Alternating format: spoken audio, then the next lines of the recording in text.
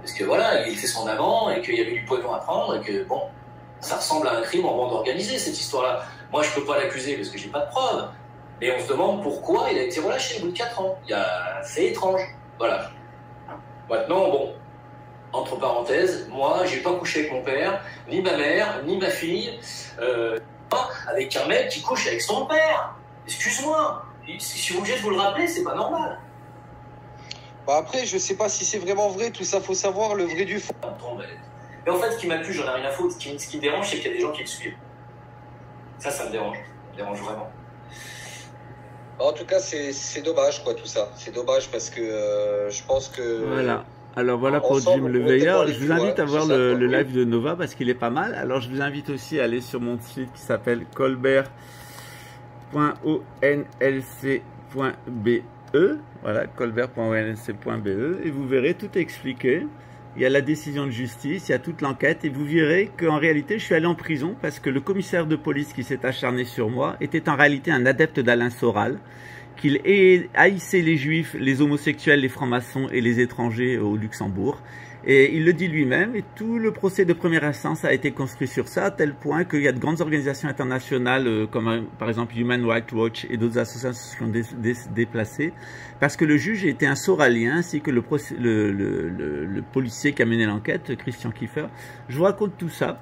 Je vous raconte d'ailleurs que tout s'était lié à un réseau sioniste d'ailleurs, hein, aussi bien le policier que le juge. Hein, voilà le policier, voilà le juge. Ça a été jugé par la justice à Luxembourg parce que le juge en question, il est tombé dans l'affaire des attentats terroristes de Luxembourg avec le réseau Gladio. Il a dû donner sa démission. Et j'en profite pour vous expliquer un certain nombre de choses sur les Khazars, etc., sur les réseaux sionistes, qui il est. Et puis, bah voilà, vous verrez ça. C'est sur colbert.onlc.eu. Voilà. Alors, je vais quand même rappeler à Jim Le Veilleur qui a l'autorité de la chose jugée, que j'étais en prison parce que justement j'avais en face de moi un juge et un policier qui pensaient exactement comme toi. Sur l'histoire que Camille a été mon père adoptif, je me suis expliqué de ça. Sur les émissions de Faites entrer l'accusé, il faut savoir qu'elles disent exactement le contraire de ce que tu dis, c'est qu'elles m'ont innocenté. Tu n'as même pas pris la peine de les regarder parce que tu sais, Jim, tu as un grand défaut. Tu aimes bien ramener ta grande gueule tout le temps et donner ton opinion sur tout, sauf que tu n'as rien étudié. Et que comme Soral, comme Dieudonné et d'autres, et Blé, quand on s'intéresse à ce que vous dites, eh bien on s'aperçoit que comment il s'appelle, Stéphane Blé est un menteur pathologique, hein, qui a fait son fric sur la franc-maçonnerie, comme toi tu as fait ton fric et ta carrière sur la théosophie et le mensonge, et comme Alain Soral a fait sa carrière financée par un avocat du Front National qui avait des fonds d'un Israélien. Je vous invite à lire le livre de mon ami Salim Laibi qui s'appelle Alain Soral le mythomane.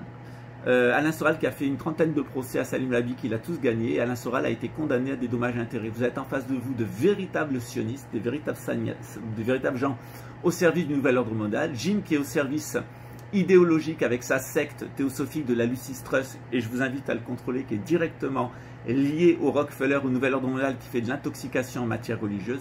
Alain Soral financé depuis Israël via le Front National pour faire de l'intoxication en matière politique. Et de l'autre côté, Dieudonné, qui est un acteur que j'aimais bien, je trouve qu'il était très bon comme promptologue homosexuel dans Le Derrière, le film de Valérie Lemercier, il était très drôle.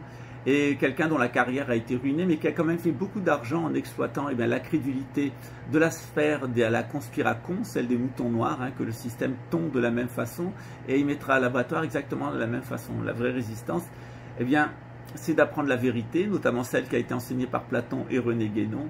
Et la vraie résistance, c'est celle qui fait une véritable monnaie électronique qui n'est pas une arnaque, un véritable village qui existe sur les papiers et qui n'est pas une arnaque, et de véritables maisons qui existent vraiment, hein, et qui ne sont pas une arnaque. Et tout ça, eh bien, on ne vous le montre pas pour le moment, parce qu'on ne va pas avoir de bois dans notre chemin, mais en temps voulu, on vous le montrera. Et vous verrez en temps Z qui a une crypto-monnaie qui est véritablement une crypto-monnaie d'échange, qui a un terrain, qui a un village, qu'il y a des gens qui sont à l'abri du nouvel ordre mondial, dans un pays où on ne vaccine pas, dans un pays où on n'aura pas la puce, et dans le pays où les gens sont croyants, voilà, et sont tolérants et mélangés entre eux.